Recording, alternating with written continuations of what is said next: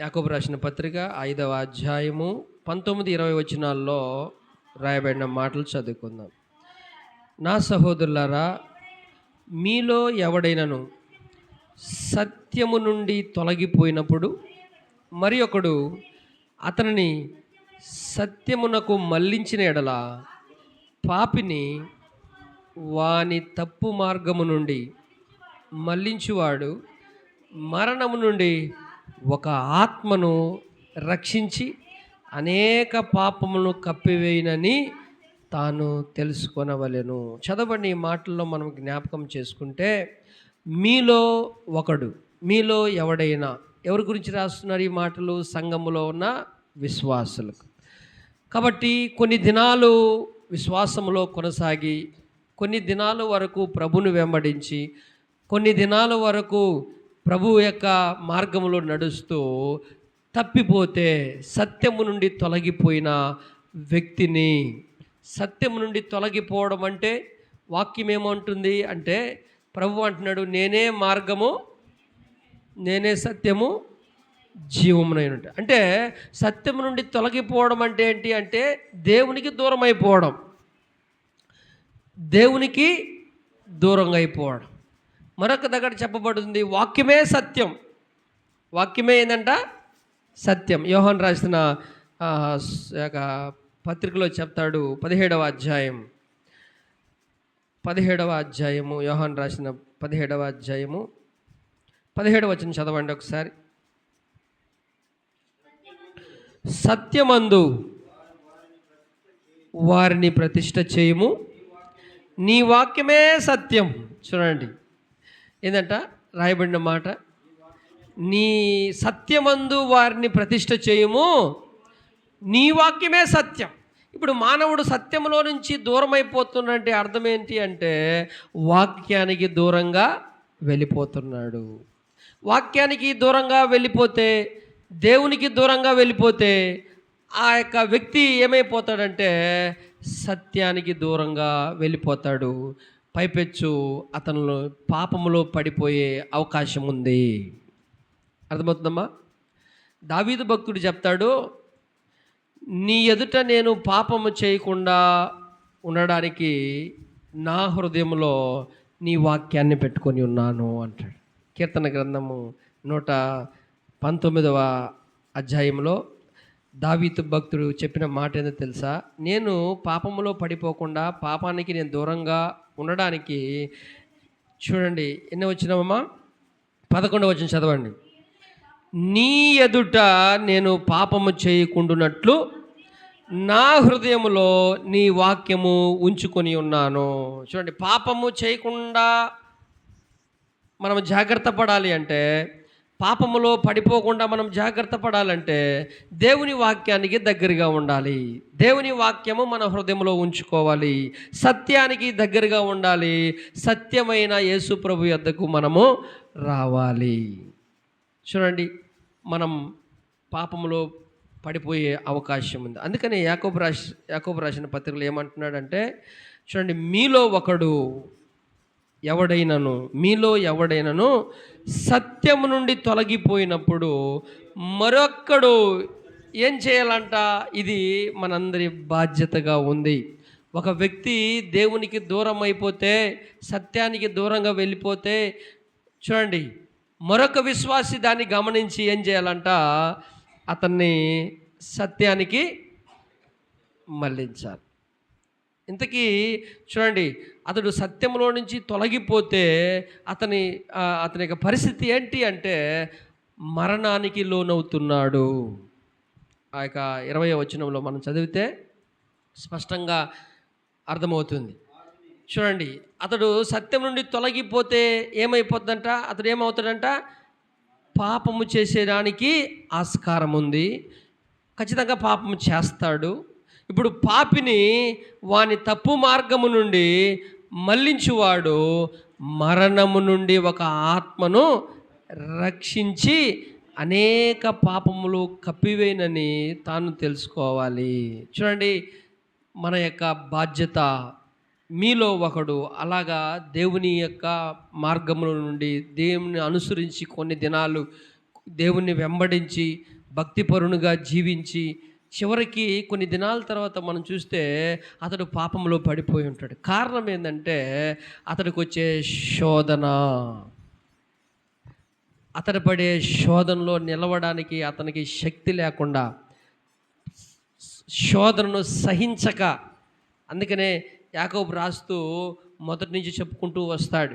మనం చదువుకున్నాం మొదటి అధ్యాయంలోనే, ఒక వ్యక్తి పాపంలో పడిపోవడానికి కారణం ఏంటంటే శోధన. మొదటి అధ్యాయం 12వ వచనం, శోధన సహించువాడు ధన్యుడు, అతడు శోధనకు నిలిచిన వాడై ప్రభు తన్ను ప్రేమించిన వారికి వాగ్దానం చేసిన జీవ కిరీటం ఇస్తాడు. ఎప్పుడు జీవ కిరీటం ఇస్తాడు? శోధనలో నిలిచినప్పుడు. శోధనని నిలిచినప్పుడు, శోధనలో నువ్వు దేవుని శక్తిని ఆశ్రయించినప్పుడు, శోధనలో నువ్వు దేవుని విడవకుండా ఉన్నప్పుడు, దేవుడు తన శక్తిని, తన వాక్కుల్లో ఉన్న శక్తిని నీకు అనుగ్రహించి ఆ శోధనలో పడకుండా చేస్తాడు. తద్వారా దేవుడు నువ్వు జీవంలోనికి నడిపిస్తాడు. అయితే ఒకవేళ ఆ శోధనలో నువ్వు దేవునికి దూరం అయిపోతే, దేవుని యొద్దకు రాకపోతే, దేవుని వాక్యానికి దగ్గరగా ఉండకపోతే, దేవుని వాక్యాన్ని నీ హృదయంలో లేకపోతే శోధనలో పడిపోతావు.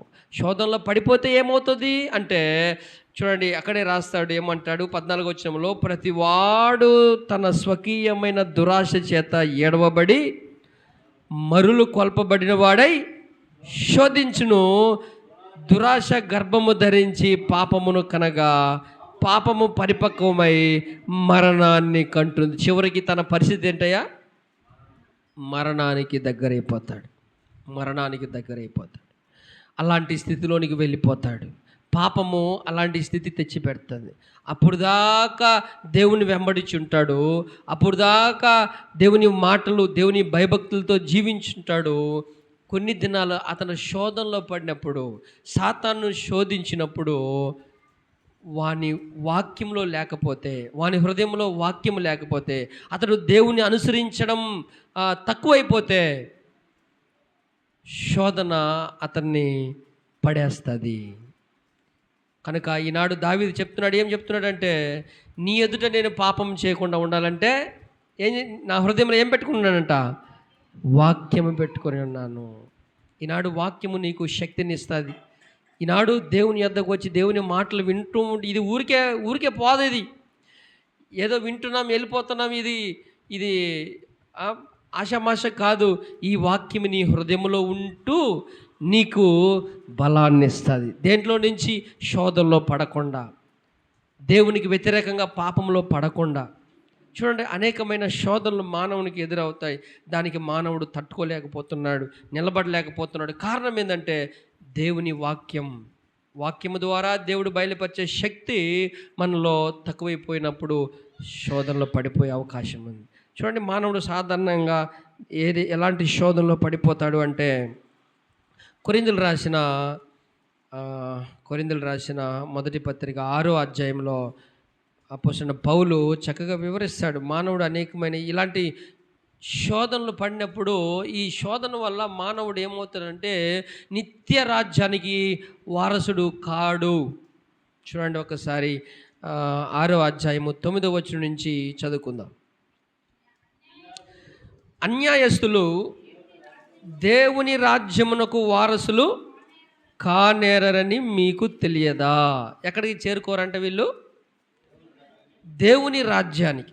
దేవుని రాజ్యానికి చేరుకోకపోతే ఇంకెక్కడికి చేరుకుంటాడు అంటే దేవుని కాని రాజ్యానికి చేరుకుంటాడు. లేకపోతే దేవుని రాజ్యానికి వ్యతిరేక పదం ఏంటంటే సాతాను రాజ్యం. అర్థమవుతుందమ్మా? దేవుని రాజ్యానికి వ్యతిరేక పదం ఏంటంటే సాతాను రాజ్యం. కాబట్టి దేవుని రాజ్యానికి చేరుకోకపోతే సాతాను రాజ్యాన్ని చేరుకుంటాడు. ఆ సాతాను రాజ్యమే నరకం, ఆ సాతాను రాజ్యమే అగ్నిగుండం, ఆ సాతాను రాజ్యమే నిత్యాగ్ని. ఇలా పలు మాటలు మనము బైబిల్ గ్రంథంలో పదాలు చూస్తూ ఉంటాం. కాబట్టి ఎలాంటి క్రియలు దేవుని రాజ్యానికి చేర్చవంటే, మానవుని శోధించే మానవుని యొక్క క్రియలు ఏంటి, మానవుడు నిలబడకుండా పడిపోయే క్రియలు ఏంటి అంటే అక్కడ రాస్తాడు. 9వ వచనం మనం చదువుకుందాం. అక్కడి నుంచి చదువుకుంటే, కొన్ని మోసపోకుడి, జారులైనను విగ్రహారాధికులైనను, వ్యభిచారులైనను, ఆడంగితనము గలవారైనను, పురుష సంయోగులైనను, దొంగలైనను, లోబులైనను, త్రాగుబోతులైనను, దూషకులైనను, దోచుకుని వారినైనను దేవుని రాజ్యానికి వారసులు కారు. మానవుడు శోధనలో ఎప్పుడైతే పడతాడో వెంటనే అతడు మరణానికి గురి అవుతాడు. కారణం ఏంటంటే అతనికి వచ్చే శోధనలు ఏంటి అంటే ఇదిగో ఇక్కడ రాయబడిన ఈ క్రియలు: త్రాగుడు, త్రాగుడు, ఈ తాగుడులో ఇలాంటి శోధన చూడండి. ముందు ఈ తాగుడిని జయించుంటాడు. కొన్ని దినాలు గడిచే కొద్దికి మరలా తాగుడుకు బానిస అయిపోతాడు. తాగుడు ఏం చేస్తుంది? పరలోకానికి చేరుస్తుందా? చేరుస్తుందమ్మా? తాగుడు ఏం చేస్తుందంట? చేర్చదు. ఎక్కడ చేర్చదంట? పరలోకానికి చేరదు. అంటే అతని యొక్క స్థితి ఏంటి? ఈ తాగుడు వల్ల నరకానికి పాలు పొందే అవకాశం.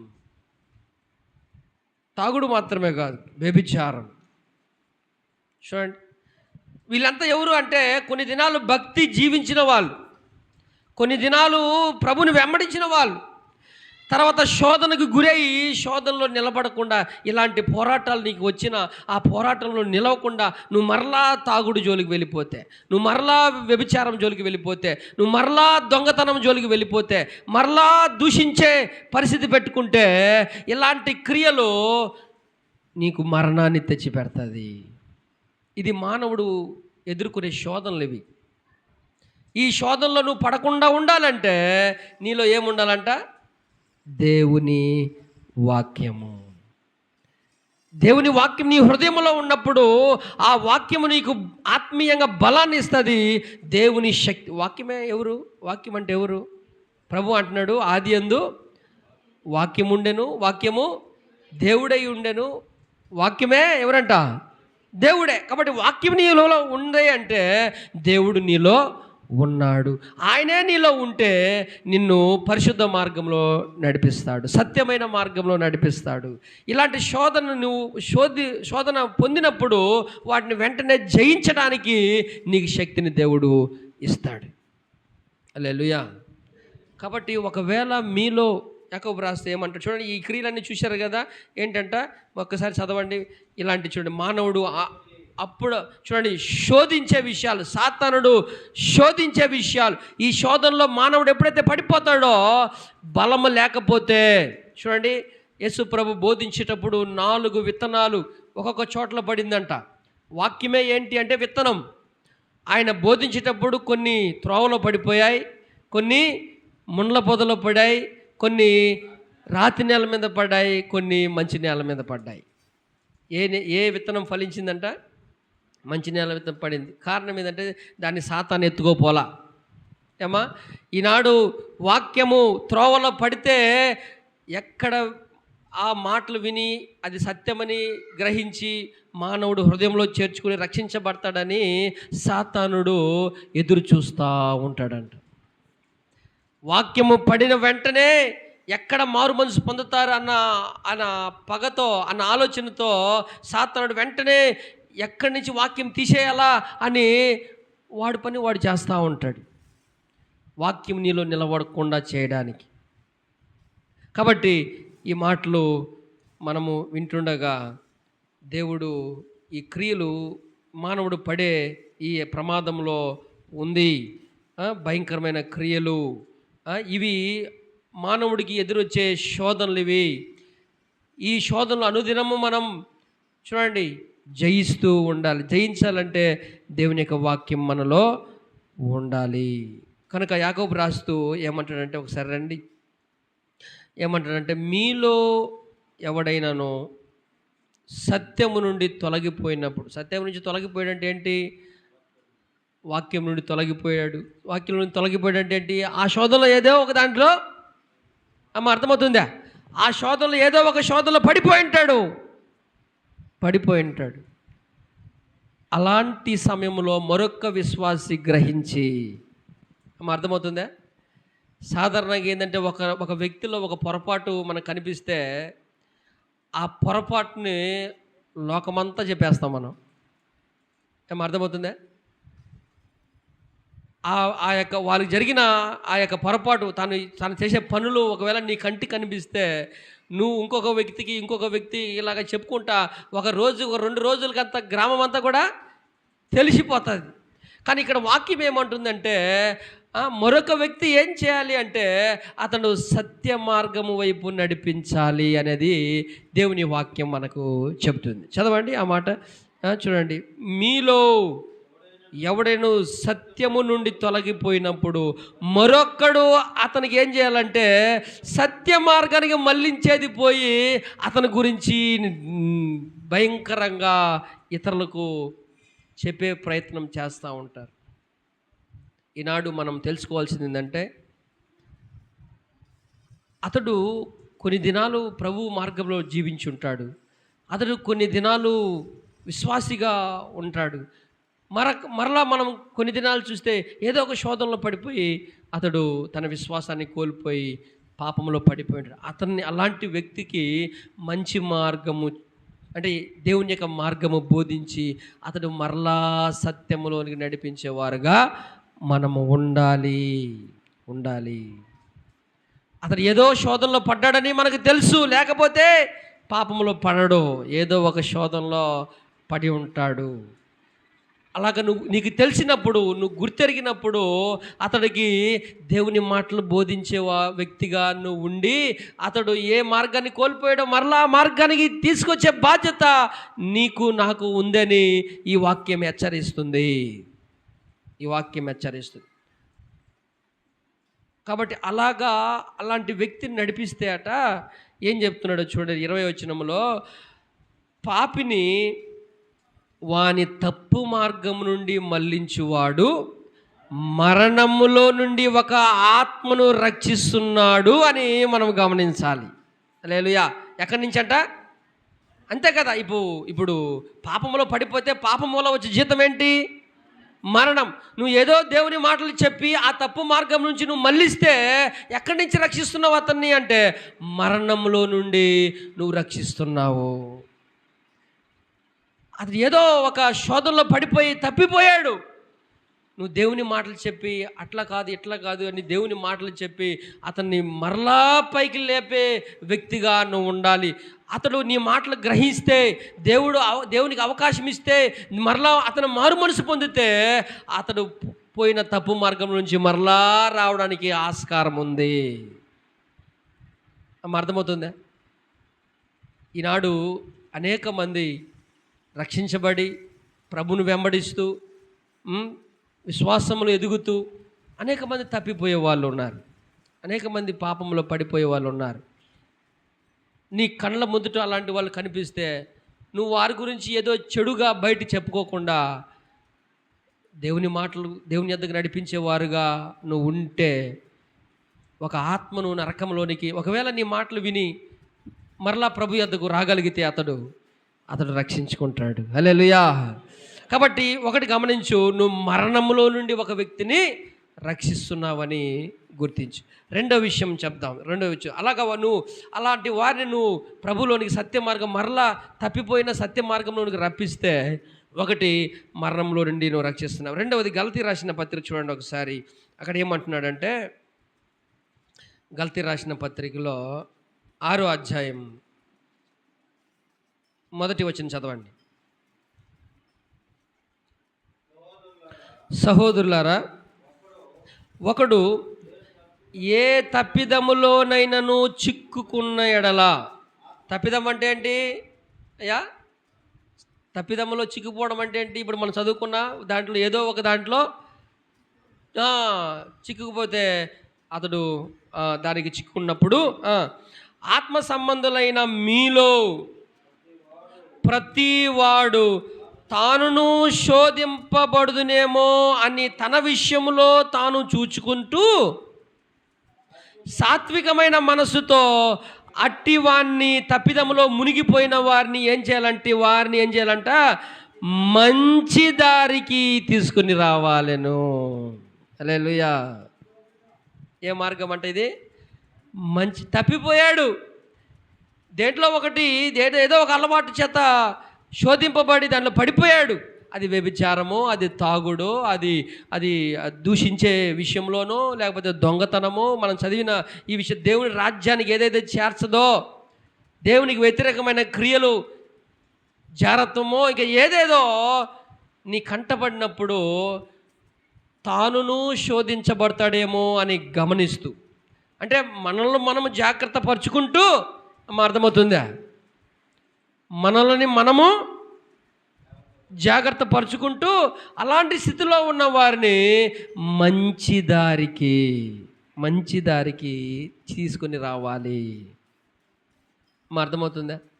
ఒకటేమో నువ్వు మరణాన్ని నుంచి ఆ వ్యక్తిని ఏం చేస్తున్నావు, ఒకవేళ మారు మనసు పొంది మరలా ప్రభుని వెంబడిస్తే మరణంలో నుంచి ఒక వ్యక్తిని తప్పిస్తున్నావు.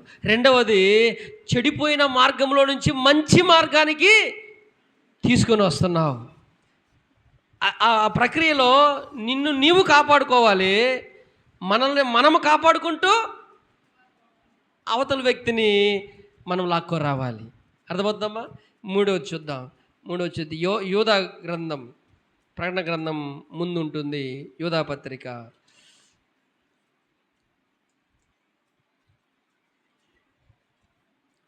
ఒకే అధ్యాయం ఉంటుంది. 23వ వచనం చదవండి. యోధా రాసిన పత్రిక 1వ అధ్యాయం 23వ వచనం. అగ్నిలో నుండి లాగినట్టు కొందరిని రక్షించుడి, శరీర సంబంధమైన వారి అపవిత్ర ప్రవర్తనకు ఏమాత్రమును ఒప్పుకొనక దానిని అసహించుకొనుచు భయముతో కొందరిని కరుణించుడి. ఎక్కడి నుంచి లాగుతున్నావు ఇప్పుడు అతన్ని? అగ్నిలో నుండి. అంటే కదా ఇప్పుడు నరకం అంటే ఏంటి? అగ్నిగుండం, నిత్య అగ్ని. అతడు పడిపోయిన శోధనలో అతడు అక్కడే జీవిస్తే ఇక అతనికి ఏంటి శరణము అంటే ఏది ఎక్కడికి చేరుస్తుందంటే మరణానికే, నరకానికి చేరుస్తుంది. ఆ నరకమే నిత్య అగ్ని. అగ్ని ఆరదు, పురుగు చావదు. ఒకవేళ నువ్వు మంచి మార్గం, దేవుని మాటలు చెప్పి నువ్వు మరలా యేసు ప్రభు యొద్దకు నడిపించగలిగితే అగ్నిలో నుండి ఒక వ్యక్తిని లాగుతున్నావు. అయ్యా, మన ముందు మండుతూ ఉంటే దాంట్లో కొంతమంది ఇరుక్కుపోయి ఉంటే ఏ విధంగా నువ్వు దాంట్లో నుంచి లాగడానికి ప్రయత్నిస్తావో ఇది కూడా అంతే. ఆధ్యాత్మికంగా ఎవరైతే దేవుని మార్గం నుంచి తప్పిపోయి ఉన్నారో, శోధింపబడి దాంట్లో కూరుకుపోయినారో అలాంటి వారికి దేవుని మాటలు, సత్యమైన మాటలు, దేవుని వాక్యమే సత్యం, దేవుని మాటలు చెప్పడం వల్ల ఒకవేళ ఆ వ్యక్తి మరలా దేవుని వాక్యానికి అవకాశం ఇస్తే అతడు మరలా సత్య మార్గానికి వస్తే ఒక అగ్నిలో చిక్కుకుపోయి ఉన్న ఆ వ్యక్తిని ఏ విధంగా కాపాడగలుగుతావో అలాగే నిత్యాగ్ని ఒకటి ఉంది.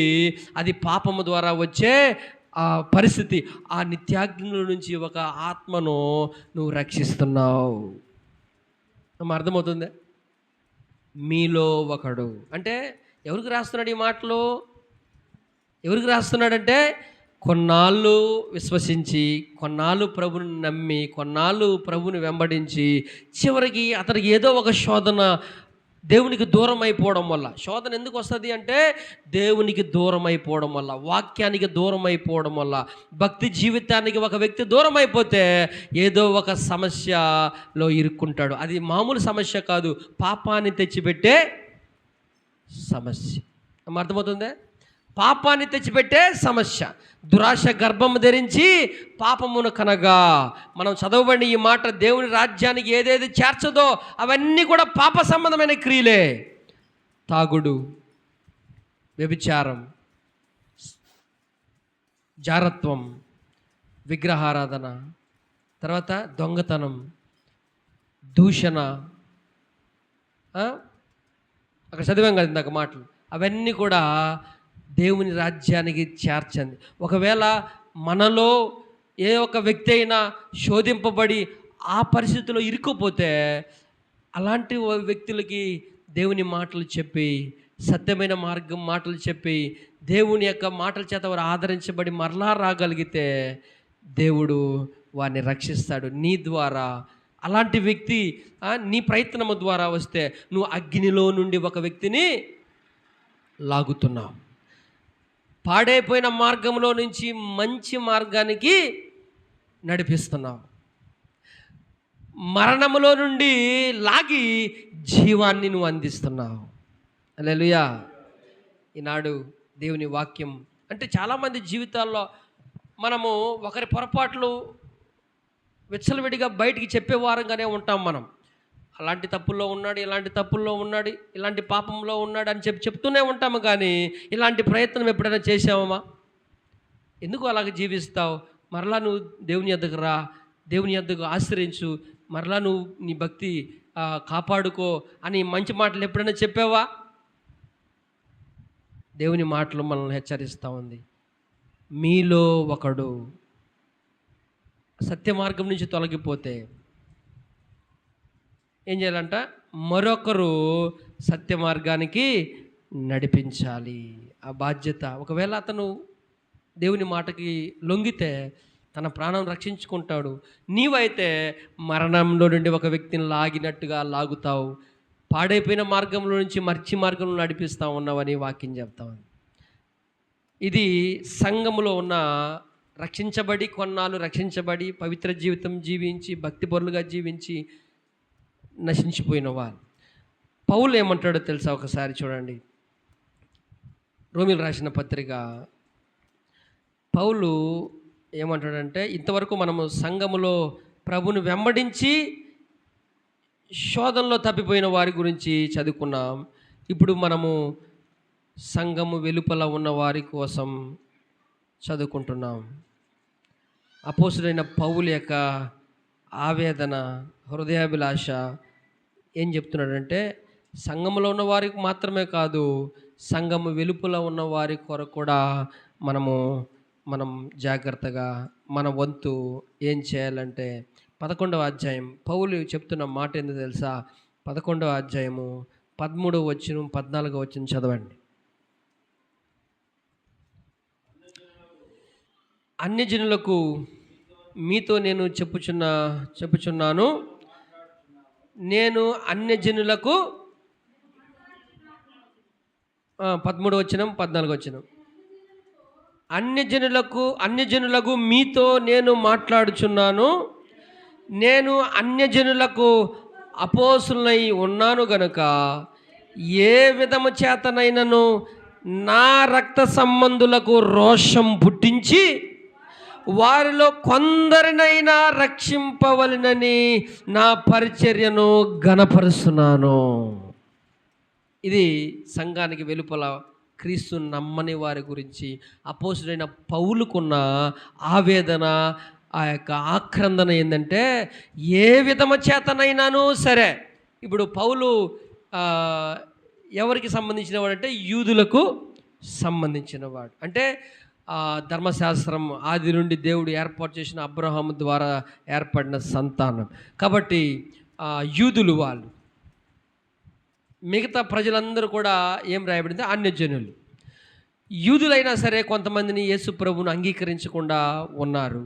వారు అంగీకరిస్తేనే రక్షణ, వారు అంగీకరిస్తేనే మరణాన్ని తప్పించుకుంటారు, వారు అంగీకరిస్తేనే అగ్ని గుండాన్ని తప్పించుకుంటారు, వారు అంగీకరిస్తేనే జీవము గలవారుగా మారుతారు. కాబట్టి పౌలుకున్న ఆశ ఏంటంటే తెలుసా?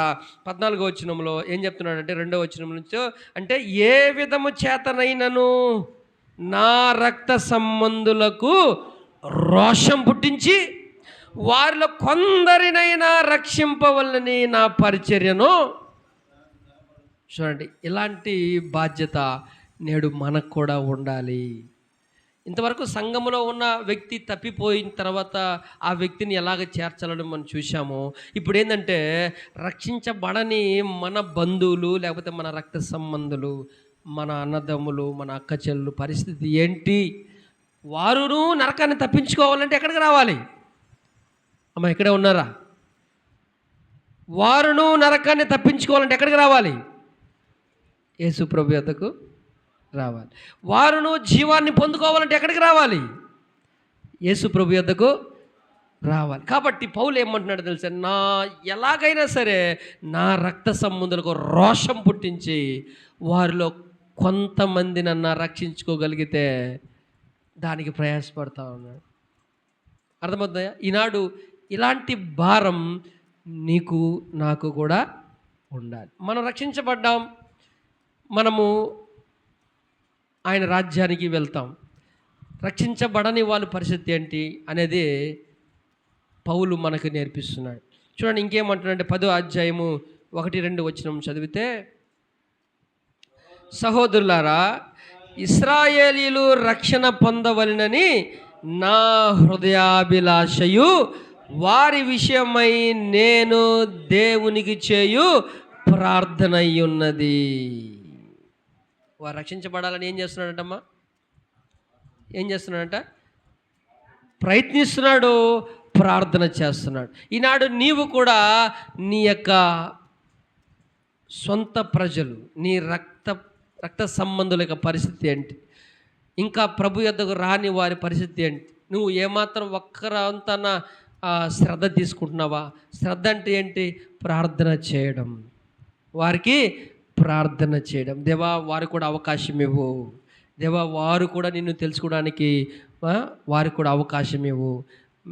మాకు అవకాశం ఇచ్చినట్లుగా మేము నిన్ను విశ్వసించి రక్షణ ఏ విధంగా పొందామో, నా సొంత ప్రజలు, నా రక్త సంబంధులు అంటే నీ రక్త సంబంధులు, నీ సొంత వారు కూడా రక్షించబడడానికి నువ్వు కూడా ప్రార్థన చేయాలి. హల్లెలూయా. కాబట్టి రక్షించేవాడు ఒక్కడే, లోకంలో రక్షించేవాడు ఒక్కడే. కాబట్టి ఆ ఒక్కని యొద్దకు వస్తేనే పాప క్షమాపణ దొరుకుతుంది. యేసు అన్న మాటకు, యేసు అన్న పేరుకు అర్థం ఏంటమ్మా? తన ప్రజలను వారి పాపముల నుండి ఆయనే రక్షించును గనక ఆయనకి యేసు అని పేరు. కాబట్టి ఈ లోకంలో ప్రతి ఒక్కరికి రక్షణ ఇవ్వడానికే యేసు ఈ లోకానికి వచ్చాడు. కాబట్టి నీవు మాత్రమే రక్షించబడ్డావు, నువ్వు మాత్రమే సత్య మార్గంలో వెళ్తున్నావు, నువ్వు మాత్రమే జీవం కలిగిన మార్గంలో వెళ్తున్నావు. అయితే నీ సొంత వారి ప్రజల పరిస్థితి ఏంటి? వారి కొరకు ప్రార్థిస్తున్నావా? ఒకసారి ఆలోచించు. వారు ఏ స్థితిలో ఉన్నారు? రక్షించబడిన వారుగా ఉన్నారా? రక్షణ పొందలేని వారుగా ఉన్నారా? రక్షణ పొందని వారుగా ఉంటే పౌలుకున్న హృదయాభిలాష ఏంటి అంటే వారు రక్షించబడము అతనికి ఆనందాన్ని ఇస్తుంది. ఈనాడు నీ కూడా ఇలాంటి హృదయాభిలాష, వారు రక్షించబడాలన్న ఆశ నీకు ఉందా? ఒకసారి గమనించు. ఇది మన బంధువుల యొక్క పరిస్థితి, మన రక్త సంబంధుల పరిస్థితి. కాబట్టి అప్పటికప్పుడే రక్షణ రాకపోవచ్చు, కానీ ప్రార్థన చేయాలి. పౌలు ఏమంటున్నాడు? మళ్ళీ ఒకసారి చదవండి. మొదటి వచనంలో ఏమంటున్నాడు? 10వ అధ్యాయం, సహోదరులారా, ఇశ్రాయేలు రక్షణ పొందవలనని నా హృదయాభిలాషయు వారి విషయమై నేను దేవునికి చేయు. ఎంతోమంది కోసం మనం ప్రార్థన చేస్తుంటాం కదా అమ్మా, అర్థమవుతుందా? ఎంతోమంది కోసం ప్రార్థన చేస్తుంటాం. ఆ ప్రార్థనలో నీ బంధువుల కొరకు కూడా, అంటే రక్షణ పడని వాళ్ళ కొరకు కూడా ప్రార్థన చేయి. దేవుడు ఒకవేళ వారికి ఎప్పుడు అవకాశం ఇస్తాడో, వారు సువార్త ద్వారా ఎప్పుడు సువార్త దేవుని మాటలు వారి మనసు వారు అవకాశం ఇస్తారో, వినుట వలననే విశ్వాసం కలుగుతుంది. దేవుడు వారిని ఎప్పుడు జ్ఞాపకం చేసుకుంటాడో అప్పుడు వారికి రక్షణ. కానీ నీ బాధ్యత నీ అయిన వారి కొరకు, నీ బంధువుల కొరకు, నీ రక్త సంబంధుల కొరకు వారు కూడా రక్షణలో ఉండాలని నీ హృదయాభిలాష. ఒకసారి ఆలోచించు. ఈనాడు మనం సంఘములో ఉన్న వారి కొరకు చూసాం. ఒకవేళ రక్షించబడి తప్పిపోతే మరొక విశ్వాస అయిన నీవు నేను అతన్ని మంచి మార్గంలో తెచ్చేవారుగా ఉండాలి. అలాగా తేగలిగితే ఒక ఆత్మను మరణంలో నుండి నువ్వు లాగుతున్నావు. రెండవదిగా అగ్నిలో నుండి నువ్వు లాగుతున్నావు. పాడైపోయిన మార్గంలో నుంచి సత్య మార్గంలోనికి నువ్వు నడిపిస్తున్నావు అని వాక్యము మనకు చెప్తుంది. మనము జాగ్రత్తగా ఉంటూ అవతల వారిని జాగ్రత్త